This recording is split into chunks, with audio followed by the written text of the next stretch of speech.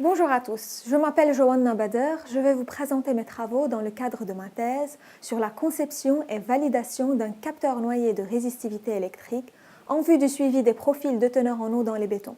Je travaille entre les laboratoires LMDC à Toulouse et l'IFSTAR à Nantes. Ma thèse s'intègre au sein d'un projet ANDRA, qui est l'Agence nationale de gestion des déchets radioactifs en France.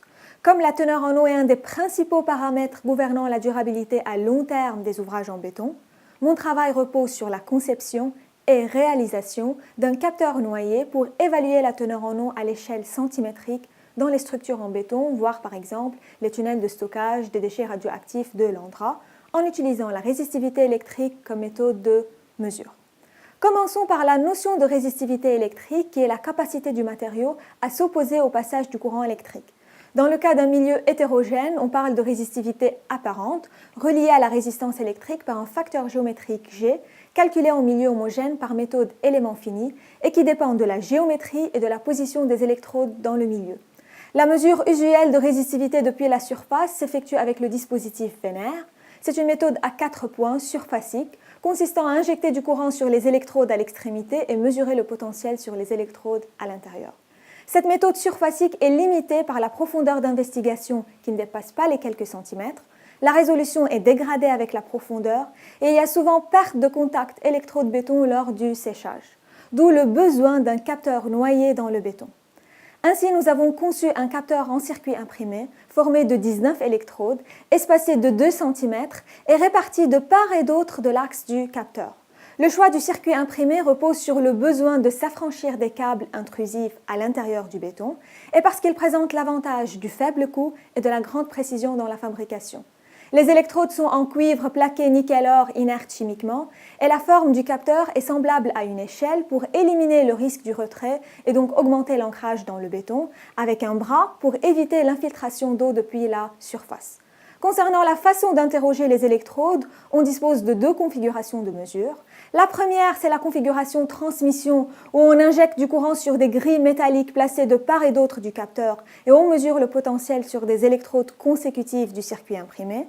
Et la configuration vénère où on injecte du courant sur 2 électrodes du circuit imprimé et on mesure le potentiel sur 2 autres électrodes à l'intérieur.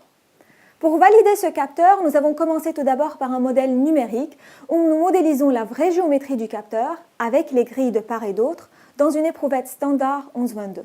Un profil exponentiel est imposé dans le modèle variant de 400 ohms en surface jusqu'à 50 ohms en profondeur. La réponse du capteur est testée pour les 2 configurations transmission et vénère.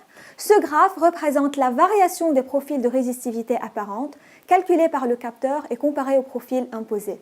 La NRMSE, qui est Normalized Root Mean Square Error, est calculée pour chaque configuration. Nous obtenons 0,36% en transmission et 3,98% en vénère, une plus grande différence due à la grande profondeur d'investigation pour cette configuration.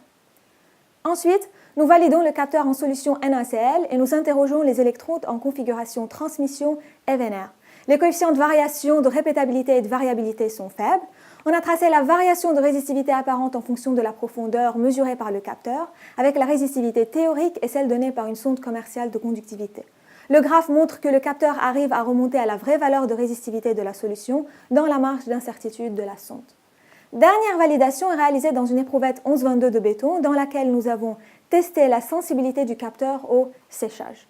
Le graphe montre la variation relative de résistivité apparente en fonction de la profondeur en utilisant la configuration transmission lors du séchage du béton. Nous observons une augmentation de la résistivité apparente en surface plus qu'à cœur puisqu'il s'agit d'un séchage 1D par une seule face. Pour conclure, un capteur en circuit imprimé est conçu pour déterminer le gradient à l'échelle centimétrique. Avec ce capteur, il y a un bon contact électrode-béton, un bon ancrage dans le béton et une stabilité du capteur avec une grande précision et un faible coût de fabrication.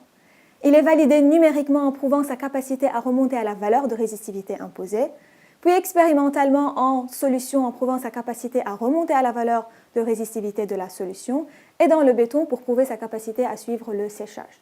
En perspective, une calibration des mesures pour remonter au profil de teneur en eau, qui est notre objectif principal, est actuellement en cours. Nous devons travailler aussi sur le besoin d'inverser pour remonter au profil de résistivité, surtout en configuration vénère. Merci pour votre attention.